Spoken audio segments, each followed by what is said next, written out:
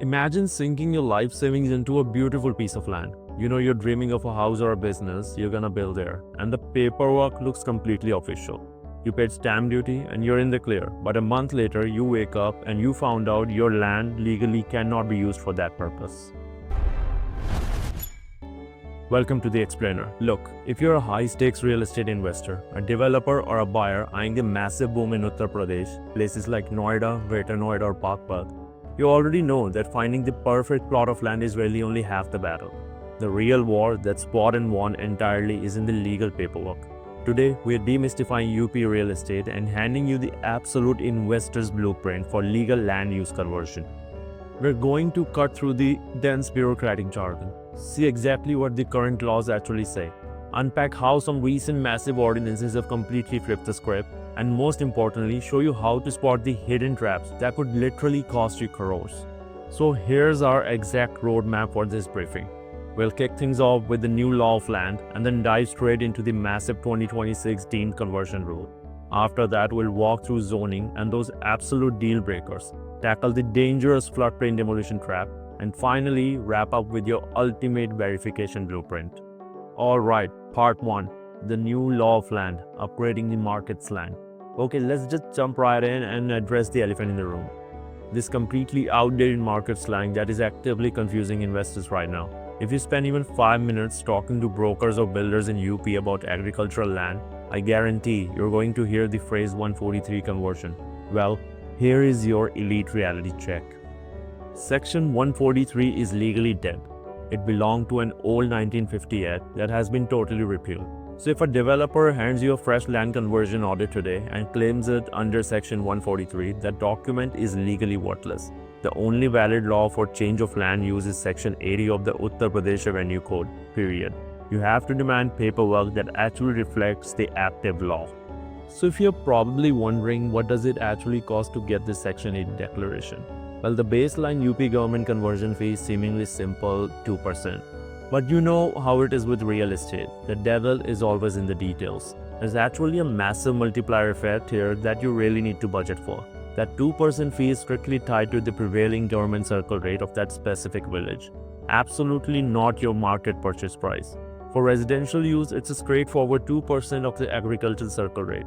But if you're looking at the commercial or industrial use, the revenue department is going to calculate that 2% against the already elevated commercial circle rate for that sector, drastically multiplying your final cost. You've got those minor processing fees on state portals like Vaad or Nivesh Mitra, but you really need to watch out for the future intent rule. If those circle rates go up by the time you apply for the final operational clearance, you're on the hook to pay for the difference. And if you're operating inside master plan zones, expect massive authority charges stacked on top of it all, specifically external and internal development charges. Moving on to part 2, the 2026 deemed conversion rule, cutting the red tape in the master plan zones. If you're operating inside a notified development authority area, everything starts with the city's master plan. This plan maps out the future zoning, color-specific patches of land as residential, commercial, or industrial. Now, while that zoning layout guarantees your plot's eligibility for development, you absolutely must internalize this crucial nuance. It is not an instant conversion. Look, just because a master plan says your raw plot falls into an industrial zone doesn't magically modify the government revenue records overnight. Legally speaking, until you act, that land is still evaluated as agricultural. You cannot just buy it and start pouring concrete. The master plan simply ensures that when you finally design your project, the authority cannot reject your layout based on zone. It sets the stage, but getting your building map formally sanctioned is what actually unlocks the deal. And to make that happen, the state just implemented a massive structure shift to kill red tape. Before this, you faced a dual clearance nightmare. You had to run around the revenue department for 6 to 12 months just to get a manual Section 80 conversion certificate, before you could even get a building map approved. But under the new rules, that headache is completely abolished. The zoning synchronizes internally behind the scenes, saving you roughly 180 to 240 days of delays. Now you just submit your layout blueprint directly to the planning authority. The exact moment they formally sanction your building map, your land use conversion is automatically deemed approved. It's a total game changer. Which leads us to part 3, zoning and absolute deal breakers. What cannot be converted? This is a critical pivot in our strategy risk assessment because deemed automatic conversion only works if the land actually qualifies in the first place. There are absolutely structural non-negotiable deal breakers where conversion is simply impossible. If the land falls into any of these categories, your application gets flat out rejected. You cannot absolutely just go and touch Gram Sabha or public utility land. Think village pastures, ponds or cremation grounds, forests, eco-sensitive lands, wetlands permanently off limits. If the property lacks a completely mutation, meaning the Dakhil Kharaj isn't done and the land records still show the seller's name, instant rejection. And if it's land owned by someone from a scheduled caste or tribe, it cannot be converted or sold to a non-SC/ST person without explicit prior written permission from the district collector. No exception. Now I really want to draw your attention toward this specifically undivided land. If a piece of land is jointly owned by multiple family members or partners, one single co-owner just cannot apply for Section 80 alone. The law demands that all co-owners sign off.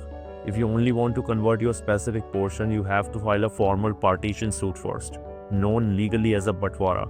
This formally isolates your share in the actual revenue records. Without taking this legal step, your investment is entirely paralyzed. Let's move to part 4, the floodplain demolition trap, the Doob Kshetra reality check. Alright, listen carefully, because we need to talk about the absolute climax of real estate risk in UP, especially in Gautam Budh Nagar around the Yamuna and Hindu rivers. Any land that falls within the 25 years flood line, meaning it carries a 4% or greater chance of flooding in any given year, is strictly designated a no development zone. This is what's called the Doob Kshetra. Illegal colonizers love to buy up this raw riverbed land, slice it into plots and sell it with flashy fake promises. But hear this, the National Green Tribunal has permanent bans on any construction here. This land can absolutely never ever get a Section 80 clearance. Let me be brutally honest, if you buy here, the consequences are devastating. First up is the bulldozer risk. Because there is no Section 80 and no approved map, every single break is an illegal encroachment. Authorities will bring the bulldozers, raise the property to the ground, and you have zero legal right to a single rupee of compensation. Second is the legal squeeze. The government strictly bans state discoms from ever issuing permanent electricity or municipal water meters. Third, financial isolation. No RBI regulated bank will ever touch this. No loans, zero collateral value, and finally the physical danger. These are natural drainage basins. When upstream barrages like Hathni Kund release water, these illegal colonies literally submerge entirely within a matter of hours. So if a seller ever tells you, oh, Section 80 is in process near a riverbank, turn around and walk away immediately. They're actively conning you. Part 5. Your ultimate verification blueprint. Independently auditing the deal. Let's take a breath. We've covered the severe risk, so now let's empower you with the tools to protect yourself. Sellers are notoriously going to hand you photocopies of approvals that are pending, totally outdated, or sometimes just flat out fake. Here's exactly how you bypass the developer and independently audit the deal. If it's a manual Section 80, you go to the state's Vaad portal and check that the status reads disposed or declared. If the project is claiming deemed automatic conversion, you go to the authority's OB Pass portal and verify the map already reads sanction. And for that final ultimate legal status check, you go straight to the Bhulekh portal and pull up the Khatoni records. Let me break down exactly how simple it is to verify a manual section. Just open the state's revenue code computerized management system. Everyone just call it the Vaad portal. Click on Section 80 online application, then you enter the unique computerized application number that should be printed on the seller's certificate. If they say they don't have it, no problem. Just search by the specific gata or plot code. From there, you can literally download the certified final order copy directly from the government servers yourself and compare the total area and boundaries to make sure they match. But right here, is your ultimate failsafe. Whether the conversion was a grueling manual Section 8 process or one of those automatic deemed approval through a map sanction, that change absolutely must eventually reflect in the official land records. Pull up the digital Khatoni for the plot. Look over on the right-hand side in the remarks or detail of the audit column. You must see an official entry declaring a designated portion of that gata as non-agriculture. It'll say Gair Krishi. If this remarks column is completely blank, the legal mutation process is dangerously incomplete and your investment is incredibly exposed.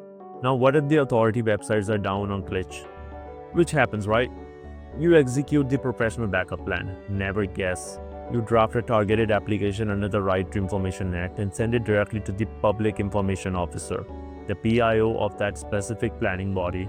Just ask two simple direct questions. Is the map for Plot X sanctioned as of today?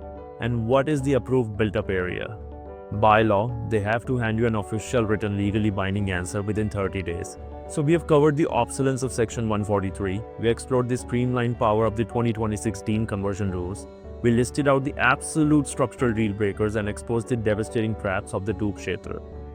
You now have the verification blueprint, you know the law, you know the portals. So I want to leave you with one question. Is your next multi-crore rupee investment built on a solid ground or a legal floodplain? Thank you so much for joining this explainer. Stay sharp, verify absolutely everything, and invest safely.